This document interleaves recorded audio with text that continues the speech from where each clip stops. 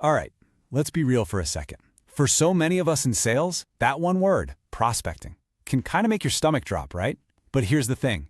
It is the single most important thing you can do for growth. So today, we're going to jump into Mark Hunter's book, High Profit Prospecting, and figure out how to turn that fear into some serious fuel for your pipeline. I mean, does this picture just hit a little too close to home? That feeling of an empty pipeline, the constant pressure, that stress of not knowing where the next deal is going to come from? If you're nodding your head right now, trust me, you are not alone. And look, the book kicks off by calling this what it is, a massive, industry-wide problem. It's not just you, it's an epidemic of empty pipelines. But you know, the great thing is, once you actually diagnose the disease, you can start looking for the cure.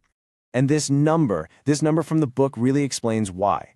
A staggering 80% of salespeople who fail in their very first year do so for one single reason. They are unwilling to prospect. Just let that sink in. It's not about a lack of talent, it's not about a lack of skill, it's about a failure to even turn the key and start the engine. So, before we get into any scripts or tools or fancy techniques, the book argues that the real battle, well, it's fought right between your ears. Your success or your failure in prospecting, it all starts with your mindset. And check this out. The book tells this perfect story that just nails the point. Picture two salespeople. The first one is a walking encyclopedia, knows the industry inside and out, but just has a terrible, toxic attitude. The other one?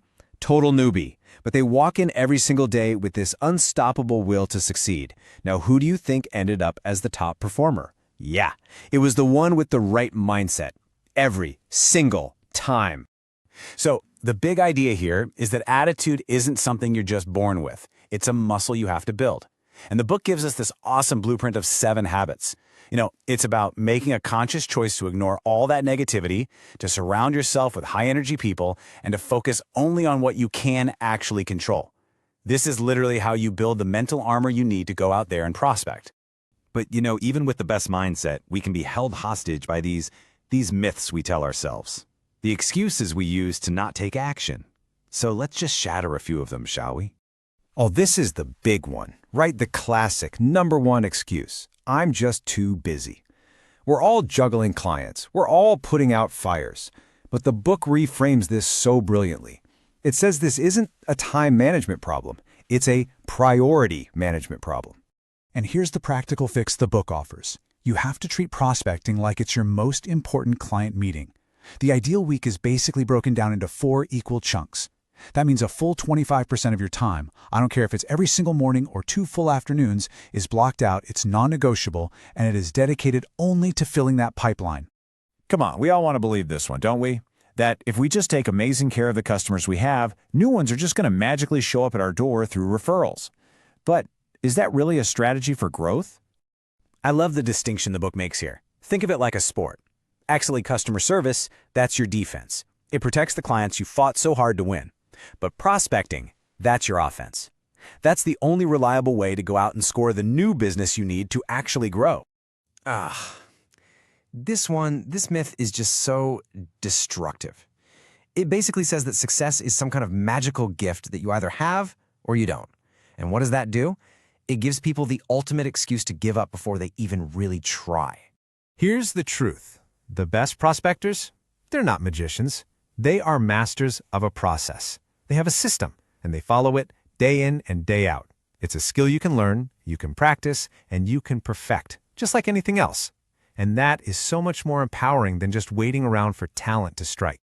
Okay, mindset, check. Myths, busted. Now for the really crucial part. How do we aim all of this newfound energy at the right people? You know where so much of our time goes down the drain? On lookalikes. These are the people who are happy to talk to you, they'll take your info, maybe even grab a coffee with you, but they will never ever buy. Your #1 job is to tell the difference between a real prospect and a lookalike, and to do it fast. Okay, first things first, let's get on the same page with our terms. A list of names from a database, that's just a list of leads.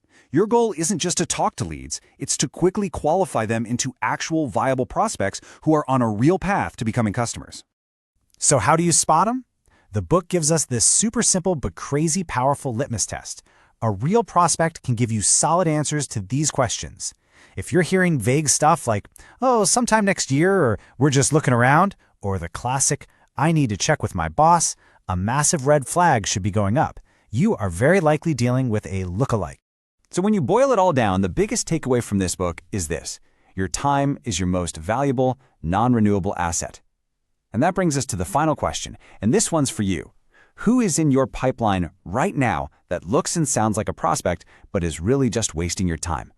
Just imagine what you could achieve if you took all that energy and focused it on finding the real deal.